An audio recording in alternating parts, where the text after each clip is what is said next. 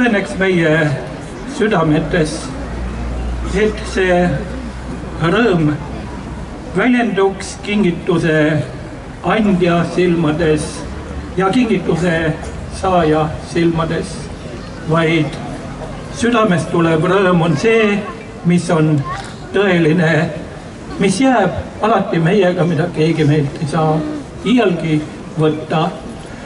Soovin teile kõikidele väga kaunist advendiaega ja ilusaid, rõõmurikkaid saabuvaid pühi.